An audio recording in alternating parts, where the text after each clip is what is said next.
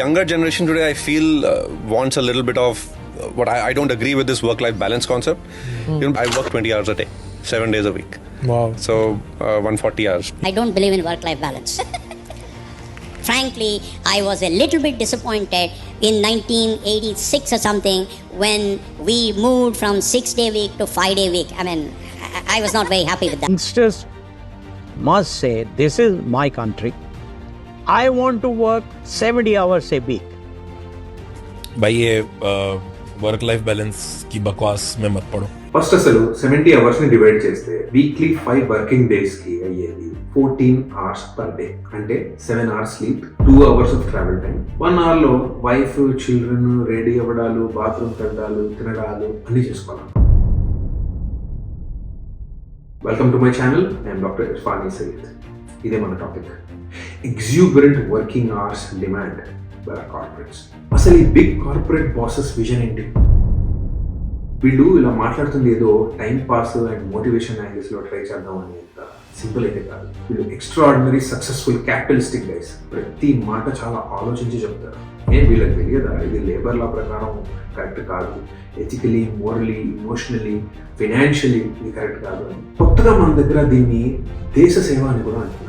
ఎంతో మంది దీన్ని చాలా అగ్రెసివ్ గా ఫాలో అవుతున్నారు. ఫస్ట్ గా సార్, మీకు సేవ చేస్తే, మీ కంపెనీకి సేవ చేస్తే అది దేశ సేవ ఎలా అవుతుంది? అంటే కంట్రీలో ఒక హైపర్ నేషనలిజం ఫీవర్ నడుస్తుంది కదా.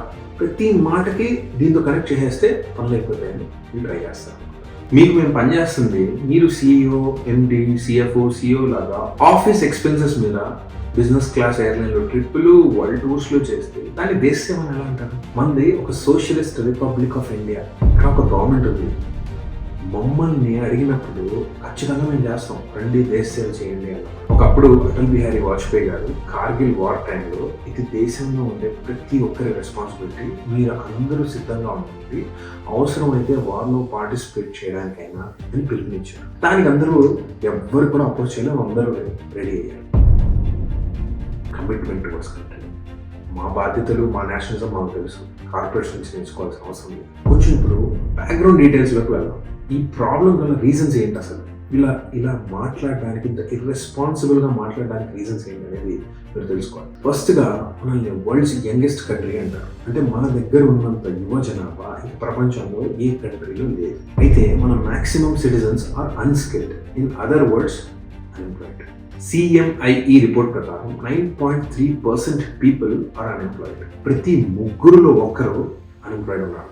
ఇంకో స్టెప్ డీప్ వెళ్తే 29.3% of graduates are unemployed. As per UDIC report, మన దగ్గర హయ్యర్ సెకండరీ ఎడ్యుకేషన్లో ఎవ్రీ ఇయర్ 3 crores పైన అడ్మిషన్స్ అయ్యాయి. వాళ్ళకు కూడా మనం జాబ్స్ ఇవ్వాలి.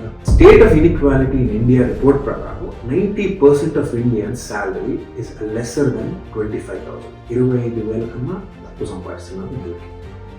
ఓకే, ఇప్పుడు ఎడ్యుకేషన్ క్వాలిఫికేషన్స్ అండ్ డీటెయిల్స్ చూద్దాం.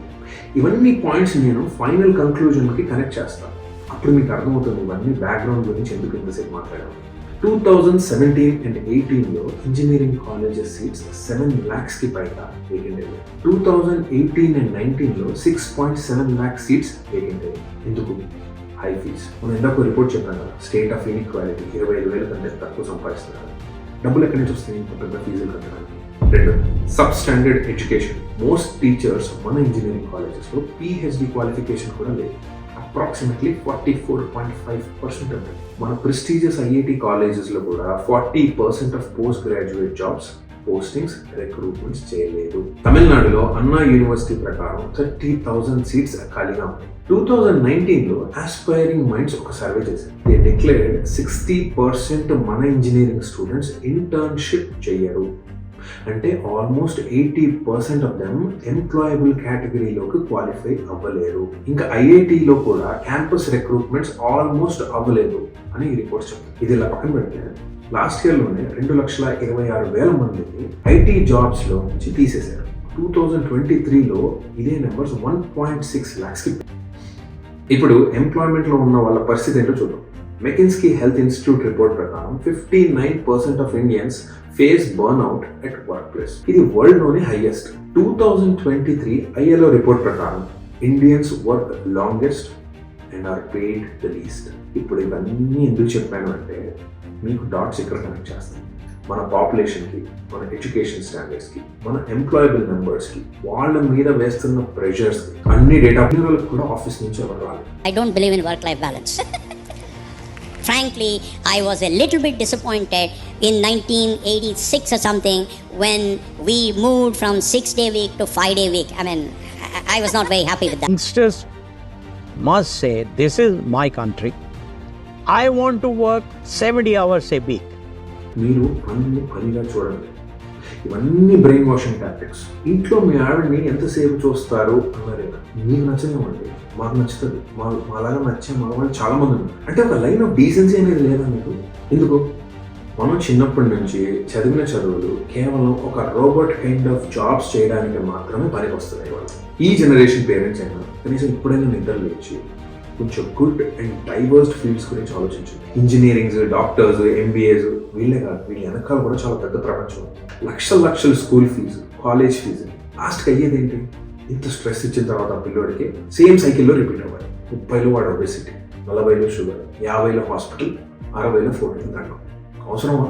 లాస్ట్లీ నేను చూసిన డిఫరెంట్ కంట్రీస్ ఆఫ్ వర్క్ ఎక్స్పీరియన్స్లో మనం అందరం, నాట్ జస్ట్ ఇండియా, ఇక్కడి నుంచి మనం ఈస్ట్కి వెళ్తే జాపాన్ వరకు ఇదే టాక్సిక్ వర్క్ కల్చర్. పనిని పనిలాగా చూడండి.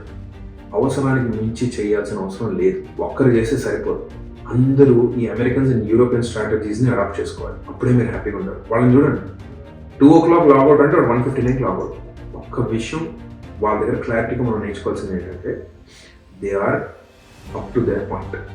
ఈ యూఎస్లో ఉండే వాళ్ళకి ఈ విషయం చాలా బాగా అర్థమవుతుంది. Anyways, life is precious. It's a gift from God. Death is inevitable. ప్రతి ఒక్కరు మరణించేటప్పుడు మీరు ఎంత హెల్దీగా ఉంటే అంత ఈజీగా మీ చావు ఉంటుంది. జీవితంలో 2 సత్యాలు ఇవే: జన్మం, మరణం, తర్వాత ఇష్టం. జై హింద్.